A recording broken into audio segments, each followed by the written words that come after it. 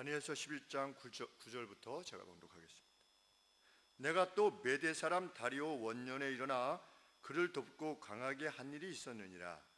이제 내가 참된 것을 내게 보이리라. 보라, 바사에서 또 새 왕이 일어날 것이요 그 후에 넷째는 그들보다 심히 부유할 것이며 그가 그 부유함으로 강해진 후에는 모든 사람을 격동시켜 헬라국을 칠 것이며 장차 한 능력 있는 왕이 일어나서 큰 권세로 다스리며 임의로 행하리라. 그러나 그가 강성할 때에 그 나라가 갈라져 천하 사방이 나누일 것이나 그 자손에게로 돌아가지도 아니할 것이요 또 자기가 주장하던 권세대로도 되지 아니하리니 이는 그 나라가 뽑혀서 이 외의 사람들에게로 돌아갈 것임이니라. 남방의 왕은 강할 것이나 그 군들 중에 하나는 그보다 강하여 권세를 떨치리니 그 권세가 심히 클 것이요 몇 대 후에 그들이 맹약하리니 곧 남방왕의 딸이 북방왕에게 나아가서 화친하리라.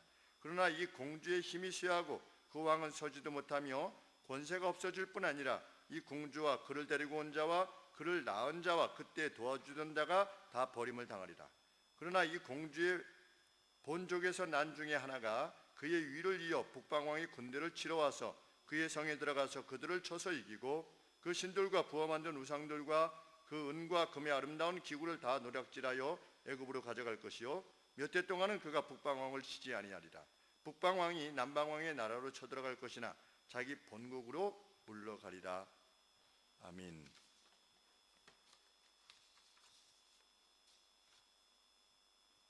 92년도에 아마 목사 안수를 받은 것 같은데 22년도인가 3년도에 왔으니까 한 20여 년 된 것 같습니다. 목사가 된 지. 그런데 처음 설교하는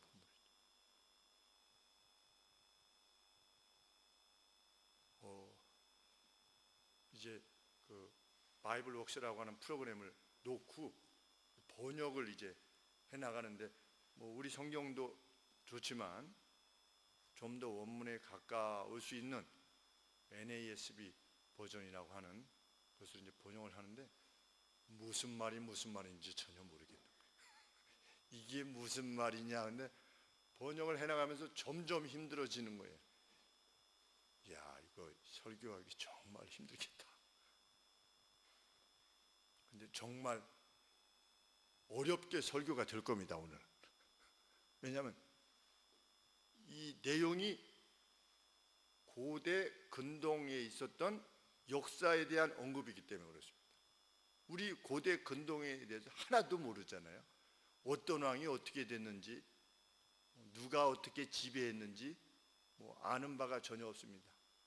우리 일본에 대해서도 잘 모르는 것처럼, 그러니 그 지중해 연안 국가들에 대해서 주전 5세기, 주전 6세기부터 주전 한 3세기까지 내용이 오늘 다니엘서에서 언급되어진 예언의 내용입니다. 그러다 보니까 매우 이해하기가 난해한 본문이라서 이 절 단위로 차례차례 주석의 도움을 받아서 오늘 이렇게 설명해가는 방식으로 설교를 진행하려고 합니다. 우리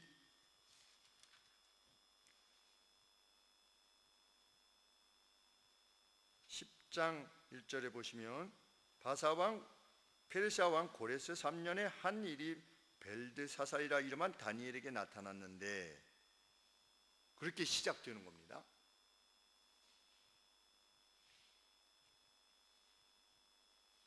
그래서 천사가 와서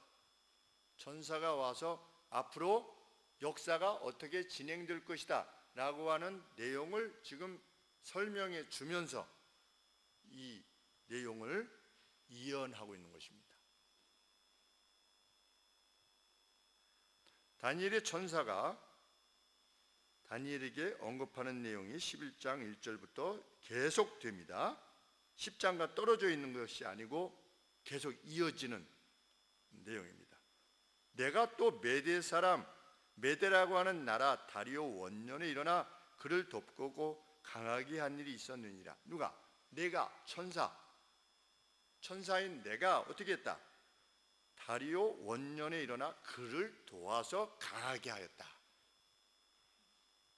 우리는 여기서 무엇을 알게 됩니까? 세상의 왕, 메대라고 하는 나라, 페르시아, 애굽, 이런 모든 왕들의 흥함과 패함이 하나님의 손에 달려 있다는 것을 우리는 알게 됩니다. 우리가 보기에는 오바마, 와, 푸틴 60몇 세의 근육질 남자, 푸틴이 뭐 이렇게 뭘 잘 해가지고 모략을 잘 써서 뭐 사람들의 마음을 얻은 것 같지만 성경은 그것이 아니고 하나님께서 허락하셨다는 거죠. 그 권세를. 왜? 하나님이 이루고자 하시는 목적이 있기 때문에. 그렇기 때문에 우리가 역사에 대해서 무엇을 논할 때 매우 조심해야 됩니다. 그래서 내 몫에 대해서만 관심하면 됩니다. 물론 판단은 내려야 되겠죠. 우리가 하나님이 주신 지혜에 대해서 판단을 내려야 됩니다. 아, 이것은 이 사람이 잘못했구나. 아, 이 사람이 그건 잘했구나. 라고 하는 판단은 내리되 그 이상으로 어떤 패션에 사로잡히지 않게 되기를 구해야 됩니다. 그렇지 않으면 우리 어떻게 됩니까? 미워하게 되는 겁니다. 그런데 다니엘이 누구를 미워하지 않았습니까? 다니엘이 누구를 미워하지 않았죠?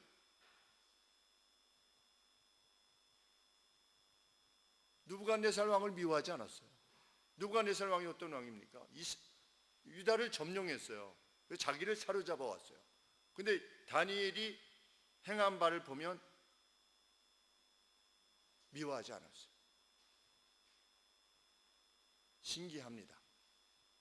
그러니까 더 큰 세계를 인식하고 있을 때는 그 개인에 대한 인식, 우리가 누구 상대에 대한 인식을 가질 때, 그거 이제 좀 더 거시적인 차원이죠. 왕 뭐 이러면. 근데 우리 주변에 있는 사람, 어떤 악한 자, 같이 보이는 자, 이런 사람들에 대해서도 우린 쉽게 이렇게 판단하고 결정하지 않게 되기를 원하는 것입니다. 우리로서는 어디까지가 우리 몫입니까? 내가 하나님 앞에 어떻게 서 있느냐, 거기에 우리 몫의 책임이죠. 그 정도 내가 쓰는 종이니라. 누가? 고레스가. 그렇죠? 고레스에 대해서 하나님이 뭐라고 말씀하셨습니까? 내가 기름 부었다 라고 하는 표현을 쓰셨습니다. 이방 왕인데 하나님께서 기름 부었대요. 뭐 실제로 기름을 붓지 않았습니다. 근데 기름 부은 역할을 감당했다. 그런 사람이 나올 것이다 그러는데 그렇게 나와서 그 역할을 감당했다면 우리가 시대 속에서 주어지는 것들이 참새 2마리가 정말 땅에 떨어지는 것조차도 하나님의 허락이 없으면 안 된다 라고 하는 사실을 기억해야만 되는 것이죠. 물론 그 말씀은 그 많은 참새들보다도 우리가 더 소중하다, 참새 다 합쳐도 우리보다 못하다 라고 하시는 것을 강조하기는 했지만, 그래도 하나님께서는 모든 것에 대해서 주관자가 된다는 사실을 기억해야 되는 것이죠. 그래서 2절 말씀에 이 천사가 계속해서 이제 내가 참된 것을 내게 보일 것이다 그랬는데 8장에서는 비전이 보여줬죠. 다니엘에게 무슨 수양, 수염소 이런 것들이 나와가지고 뭐 뿔 이런 것들을 비전 가운데 보았죠. 환상 가운데 다니엘이 이 눈으로 본 거죠. 아이로 눈으로 봤는데 이번에는 귀로 듣는 겁니다. 그럼 어떤 것이 더 명확합니까? 눈으로 본 게 더 명확한가요? 귀로 듣는 게 더 명확한가요?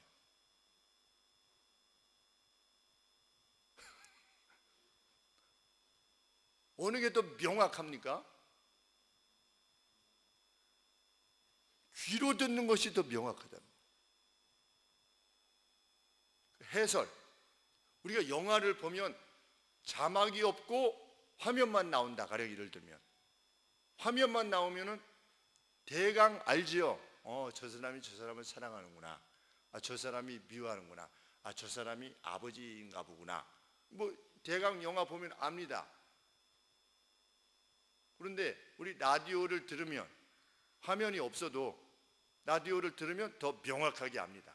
하나님은 그래서 어떤 분이 그렇게 썼습니다. 설교의 유효성에 대해서 하나님은 오늘도 voice를 사용하신다. 하나님은 하나님의 뜻을 전달하실 때 문자보다도 오히려 voice를 더 사용하신다. 사람의 음성. 그래서 전달하게 하시고 설명하게 하신다. 그것이 하나님의 방식이다. 그런데 참 동의가 되는 내용입니다. 그래서 8장에서 언급되어지는 내용을 재차 설명해 주는 겁니다. 이미 우리가 언급했던 바들을 상세하게. 2절 말씀에 이제 내가 참된 것을 진리를 너에게 말할 것이다. truth.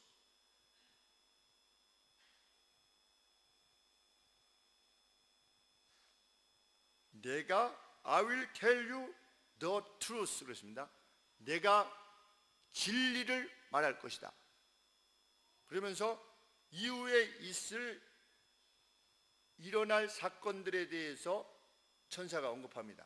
그러면 진리라는 것은 뭡니까?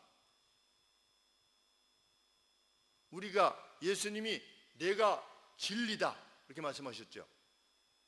내가 진리요 생명이다 이렇게 말씀하셨죠. 그러면 진리라는 게 뭐예요? 우리나라 말로는 참된 이치지요. 참된 이치. 그러면 진리는 뭐를 말하는 게 진리입니까?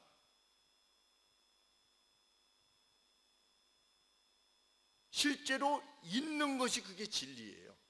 사실인 것이 진리인 거지요. 내가 진리를 너에게 말할 거다.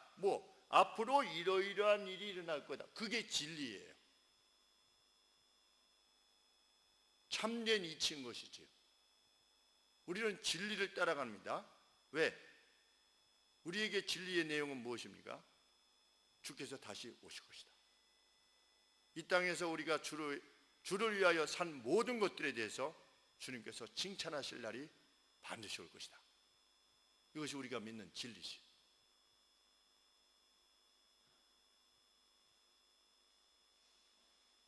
보라, 페르시아에서 새 왕이 일어날 것이요 그 후에 넷째는 그들보다 심히 부유할 것이며 그가 그 부유함으로 강하여진 후에는 모든 사람을 격동시켜서 그리스를 칠 것이다.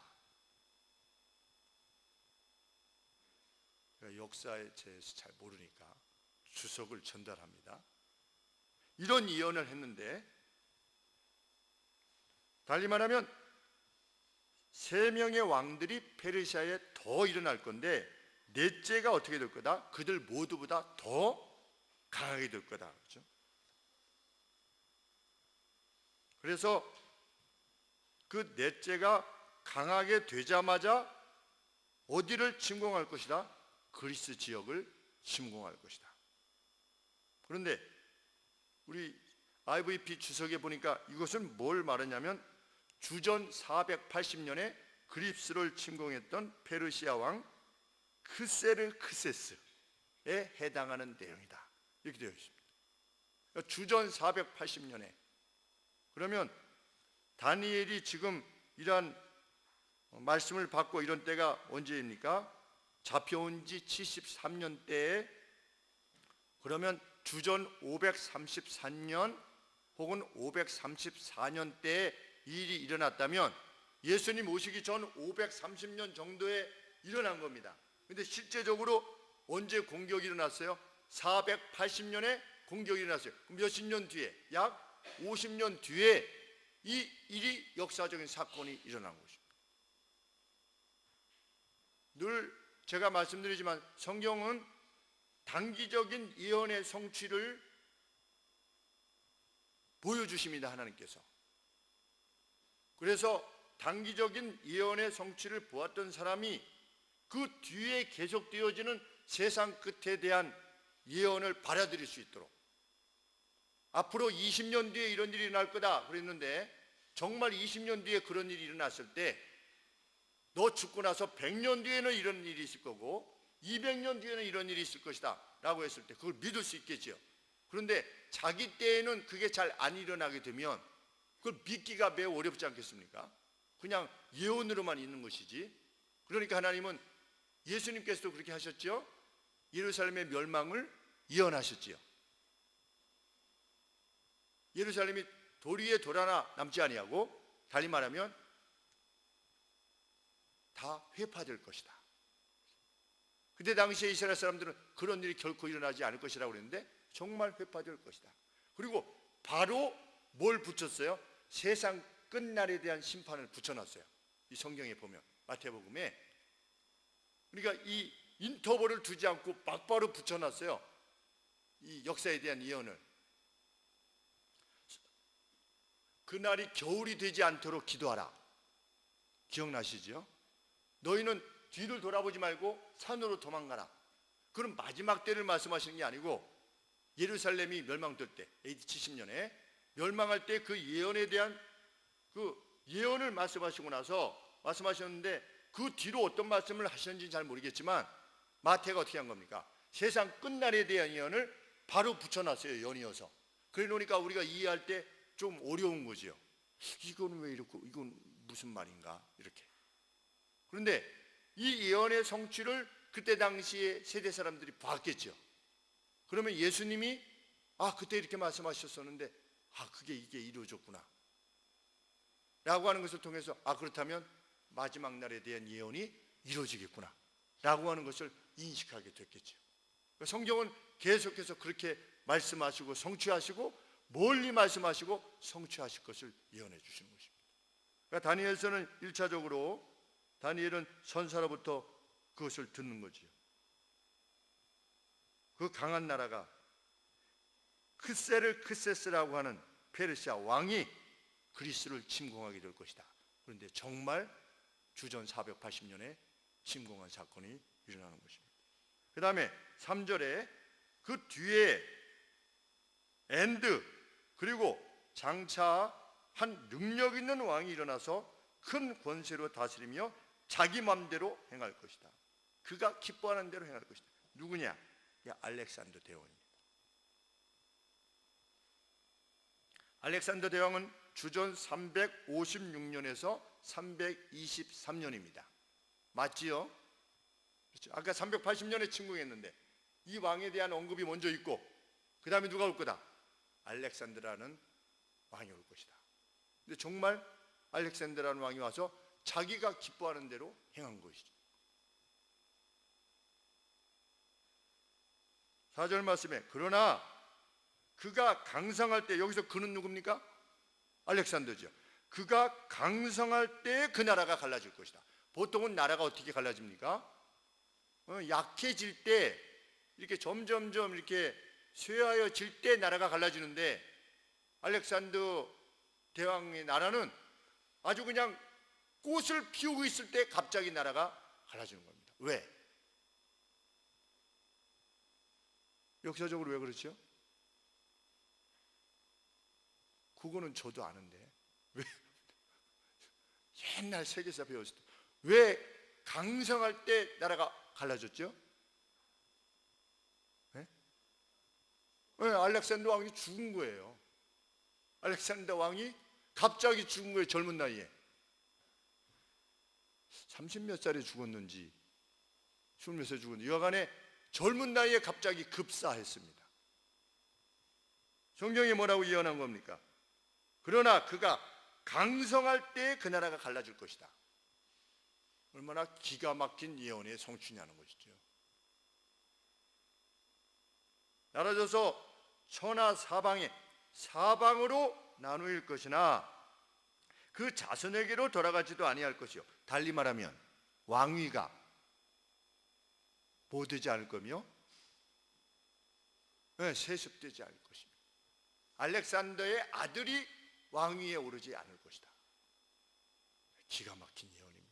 아직 보고 쓴 것 같지 않아요? 답지를 뒤에서 일어난 사건을 보고 마치 이것을 쓴 것처럼.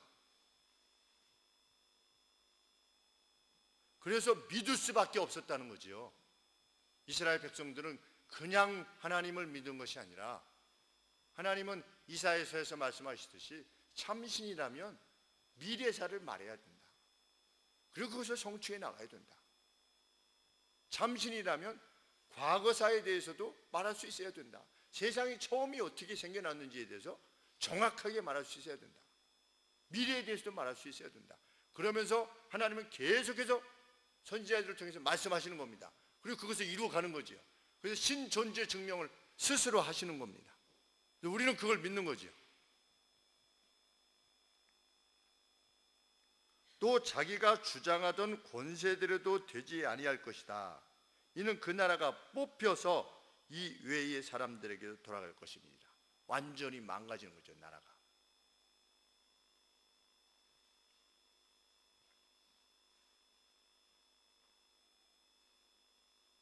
그래서 우리 알렉산더 대왕 사후에 누가 등장했냐면 카산드로스라고 하는 왕이 등장했다고 합니다. 카산드로스라고 하는 왕이,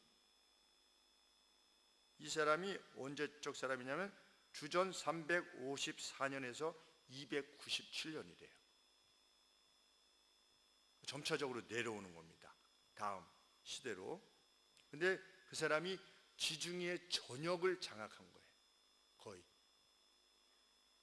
지중해 전역을 장악하고, 여기에 지금 남방왕이라고 되어 있는데 이집트는 프롤레마이우스라고 하는 왕이 애굽을 지배했다고 합니다. 그러니까 크게 둘로 나뉜 거죠. 그래서 5절 말씀에 남방의 왕은 애굽 왕입니다. 애굽 왕조를 말하는 겁니다. 그때 남방의 왕은 강할 것이나 그 군들 중에 하나는 그보다 강하여 권세를 떨치리니 그 권세가 심히 클 것이다. 이 5절의 내용은 뭐냐면, 그 남쪽의 애굽의 왕이었던 프롤레마이오스가 그 알렉산더의 장군이었던, 알렉산더 대왕의 장군이었던 세레우쿠스라는 사람을 지원했대요. 그러니까 남쪽 애굽에서 북쪽에 이제 여러 나라를 막 이렇게 하고 있을 때 전체적인 지배했던 왕은 있었지만, 아까 그 누구라고 그랬지요? 카산드로스가 전체적으로 지배해 왔지만, 이 애굽에서 이 남방의 왕이 그 알렉산더 대왕의 무장이었던 사람을 후원한 거예요. 그래서 이 후원했던 사람의 이름이 세레우쿠스라는 사람인데, 이 사람이 점차로 힘을 얻어가지고 북쪽을 지배하게 된 겁니다. 이 북쪽, 그러니까 애굽 위쪽을 지배하게 됐는데, 5절 말씀에 뭐라고 말하는 겁니까?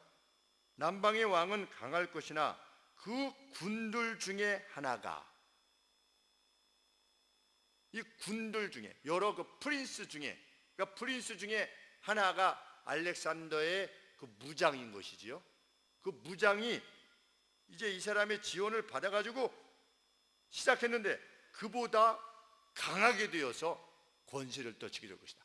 남방 애굽 왕보다도 권세가 더 크게 될 것이다. 누가? 세레우쿠스가. 그것에 대한 예언의 내용입니다.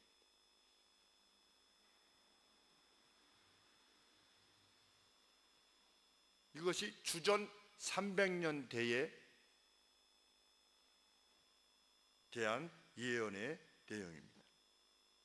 그 다음에 6절 이하에는 몇 해 후에 그들이 서로 맹약할 것이다. 서로 정략적으로 평화를 구하고 서로 이렇게 우리 싸우지 말자. 누구와 누구가, 북쪽과 남쪽 애굽이 서로 싸우지 말자, 이렇게 할 것이다. 그렇게 해서 어떤 시도를 행하게 될 거다? 남방 왕 애굽 왕의 딸이 북방 왕에게 나아가서 화친하게 될 것이다. 이런 예언을 하는 겁니다.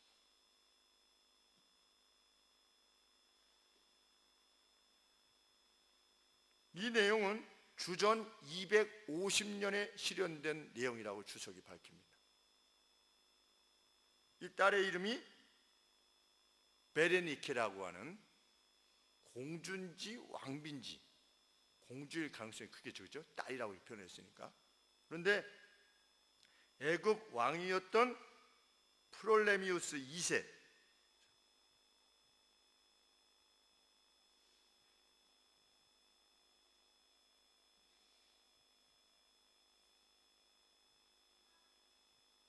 그러니까 애굽 왕이 프롤레마이오스였죠, 그렇죠? 근데 프롤레마이오스 2세, 그러니까 아들이죠. 아들이 어떻게 한 겁니까? 자신의 딸 베레니케를 위쪽에 세레우쿠스 2세 또는 안티오코스 2세, 같은 이름인가 봅니다. 그러니까 우리 안디옥 있죠, 안디옥. 그 안디옥이 굉장히 유명한 도시인가 봐요. 근데 이 안티오코스라는 이름을 자기의 또 다른 이름으로 이렇게 붙인 겁니다. 그래서 안티오코스 2세 혹은 세레우쿠스 2세가 이제 남쪽 이 베레니케, 이 공주하고 결혼을 한 거예요. 그것이 6절 말씀입니다. 북방 왕에게 나아가서 화친하리라. 그러나 이 공주의 힘이 쇠하고 그 왕은 서지도 못하며 권세가 없어질 뿐 아니라 이 공주와 그를 데리고 온 자와 그를 낳은 자와 그때 도와주는 자가 다 버림을 당하리라. 이렇게 예언이 됐는데, 역사적으로 보면 더 좀 살펴보긴 해야 되는데, 이 결혼을 위해서 왔던 베레니케의 의붓 아들, 우붓 아들은 뭐가 우붓 아들이죠? 그러니까 남편이 이전에 결혼해서 낳은 아들을 의붓 아들이라고 그럽니까? 아닌가요? 양자인가요? son in law예요.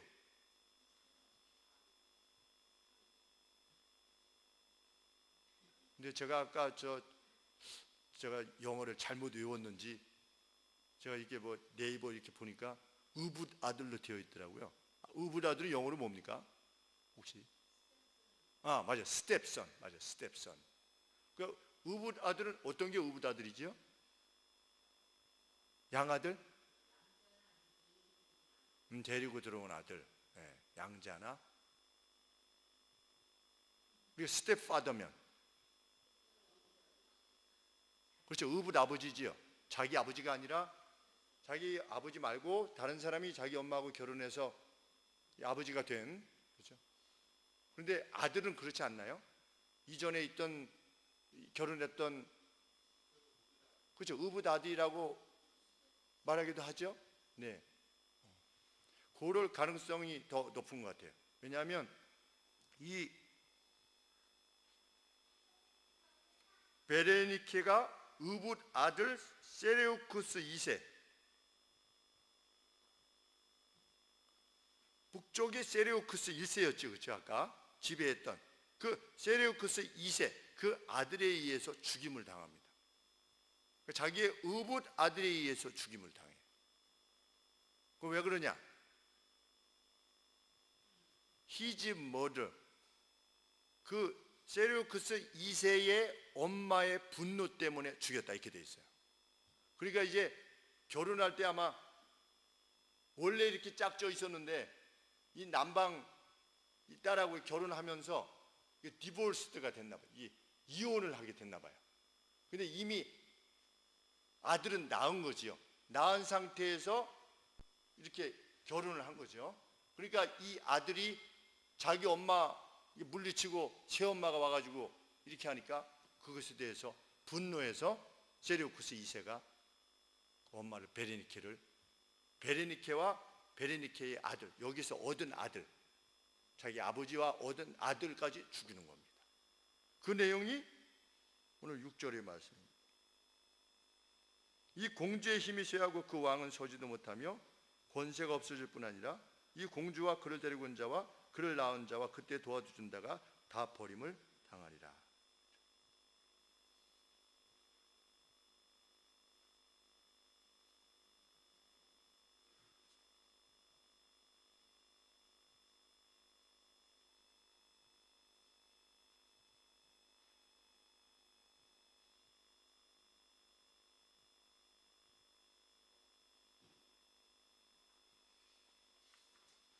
7절 이하에서는 그럼에도 불구하고 7절에 이 공주의 본족에서 난 자 중에 하나가 그의 위를 이어 남쪽 왕위를 계승하는 거지요. 위를 이어 북방왕의 군대를 치러 와서 그의 성에 들어가서 그들을 쳐서 이기고, 이런 사태가 벌어졌을 때 어떻게 됐겠습니까? 딸을 지금 우리 서로 맹약하면서 잘 지내자, 싸우지 말고 이렇게 보냈는데 어떻게 된 거예요? 북방왕이 죽인 거예요. 그러니까 어떻게 하는 겁니까? 이 본족 중에 한 왕이, 베레니케의 자손들 중 하나가 그 자리에 올라가지고 북방왕의 군대를 친 겁니다. 그리고 그의 성에 들어가서 아주 큰 힘을 드러낼 것이다 그랬는데, 역사적으로 보면 정말 그러했다.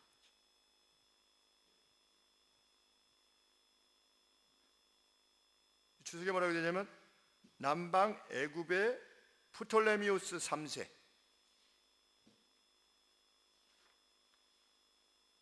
우리 애굽은 프톨레미우스 가계로 계속 이어져 왔는데, 프톨레미우스 3세가 북방의 안티오코스 2세와 전쟁을 벌였다. 거의 남쪽은 이 베레니케하고 같은 대겠죠, 그렇죠?